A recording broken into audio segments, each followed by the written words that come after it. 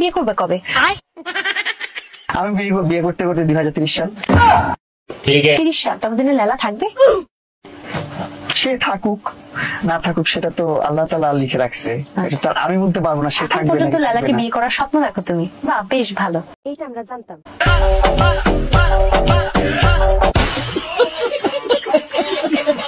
Guys, আমি মাঝে মাঝে একটা জিনিস ভাবি যে মামুন এই বুড়া বেটির ভিতরে কি এমন পাইছে যে সেটার লেগে এ পাগল হয়ে গেছে।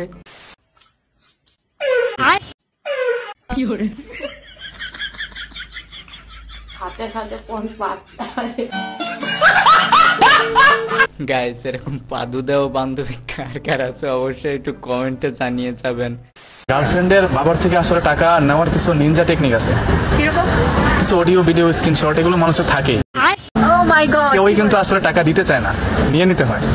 হ্যাঁ আছে তো, আমার কাছে অনেক অডিও ভিডিও স্ক্রিনশট আছে, লিংকও আছে আমার কাছে। প্রাইভেট মোমেন্ট তো থাকে, তো আসলে এগুলো থাকে, এগুলো আসলে আপনার একটা জিনিস তোমার চাইলে দিবে না, আরেকজনের কাছ থেকে টাকা নিতে হলে তো একটা ওয়ে লাগবে।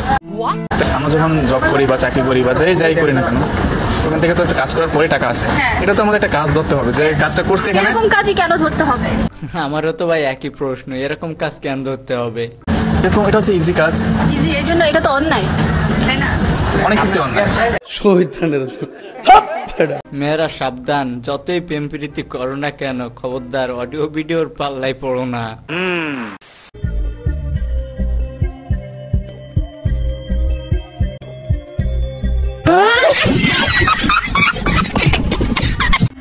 মানে এটা কোনো কথা? একেই বলে মাছের তেল দিয়ে মাছ ভাজা। হ্যালো এভরিওয়ান, কি অবস্থা সবাই, কেমন আছেন সবাই? আশা করি সকলে অনেক ভালো আছেন। তো গাইস, আজকে আবারও নিয়ে চলে আসলাম অস্থির বাঙালির নতুন একটা পর্ব, যেটা দেখলে আপনারা 100% মজা পাবেন। তাহলে দেরি কেন, চলুন শুরু করা যাক। 20 দিনের মধ্যে আমার ডেলিভারি ডেট, আমার বাচ্চা হবে। হ্যাঁ, আমি কিন্তু এর মধ্যে আসছি দেখতে, কারণ আমার হাজবেন্ড কালকে দেখে গেছে। আচ্ছা বোন, বুঝলাম তোর হাজবেন্ড কালকে মুভি দেখে গেছে, বাট তোর আশা লাগলো কেন? মানে ওর রিঅ্যাকশন দেখে মানে আমি পাগল হয়ে গেছি যে ছবিটা কেমন হবে, এই জন্য আমি চলে আসছি। এটা সত্য, সবাই রিয়াকশন ভালো দিচ্ছে, বাট তাই বলে তুই এই অবস্থায় এখানে আসবি? আগে থেকে প্রেমে পড়া আছে, এবার আরো বেশি করে করছি। মানে ওনার হচ্ছে, মানে আমার অনেক আফসোস, সত্যি এটা আমার সব জায়গায় বলি, যে উনি কেন ঢালিউডে, উনি বলিউডে কেন না? বাত তো সহি ওনার জন্ম বলিউডে হওয়ার দরকার ছিল। বাংলাদেশের মানুষ আসলে ওনাকে মূল্যায়ন করতে পারে না। বাইরের দেখেন হিরোগুলোর মধ্যে বয়স যত বাড়ে মূল্যায়ন তত বেশি করে। আমাদের বাংলাদেশে উল্টা, যত বয়স বাড়তেছে মূল্যায়ন আরো কমতেছে। আর তার থেকে সব থেকে বড় কথা হচ্ছে, আমি ওনাকে অনেক পছন্দ করি। একে তো এ মেয়ে, আবার তাকে নাকি পছন্দও করে, সেজন্য একটু বেশি বেশি প্রশংসা করছে। বাট এ তো ছেলে, দেখেন না এ কি বলছে। আসলে আমি হচ্ছে একজন কোরআনের হাফেজ, আমি প্রত্যেকদিন 5 রাকাত নামাজ পড়ি। এই সিনেমাটা দেখার সময় আমি সিনেমা হলে 20 রাকাত নফল নামাজ পড়েছি। এইটা কি কোনো কথা?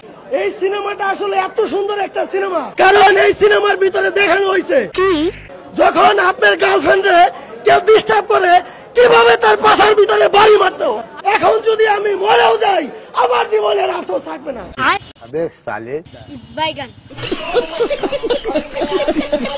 গাইস, কোরআনে হাফেজ হয়ে মুভি দেখতে গেছে, এখানেই শেষ না, মুভি দেখতে দেখতে নাকি আবার 20 রাকাত নফল নামাজও পড়ছে।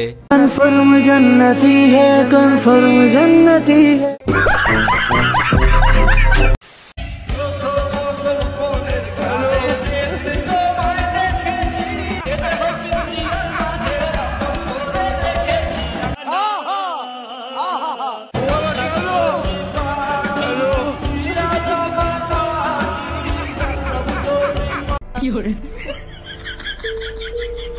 গাইস, জীবনে যে আরো কি দেখতে হবে। তো গেছে এরকম আপনাদের নানা ভাবি আপনাদের কার কার আছে অবশ্যই একটু কমেন্টে জানিয়ে যাবেন। তুষার ভাই, পৃথিবীতে 3 ধরনের লোক, সবার সামনে মেয়েদের খারাপ কথা বললে কেউ কিচ্ছু বলে না।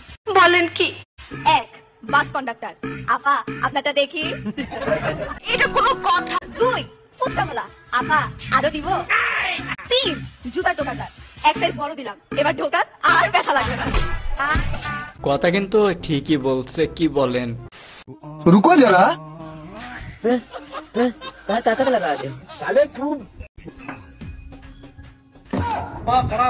চলো ভাই।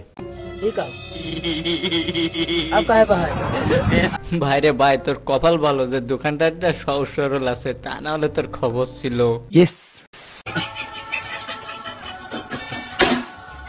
कैसा लगा मेरा मजाक?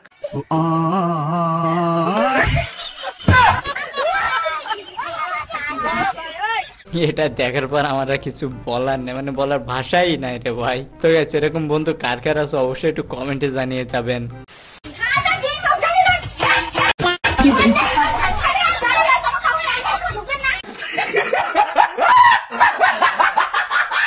আরে বন্ধুরা দেখে অনেক বেশি খারাপ লাগছে। আগেই ওরে বারণ করেছিলাম যে প্রেম করে বিয়েটা করিস না। আর বান্ধবী তুইও না, এভাবে কেউ কাউরে মারে যতই হোক ও তো স্বামী, কিন্তু এটা মাথায় রাখতে হবে।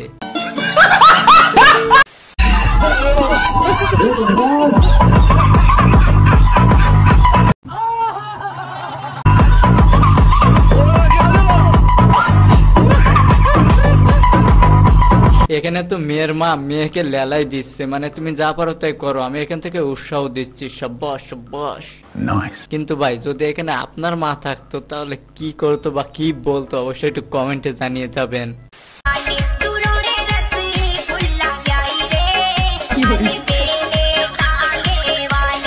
তেমন কিছু না, সেনাবাহিনীর হাতে কট।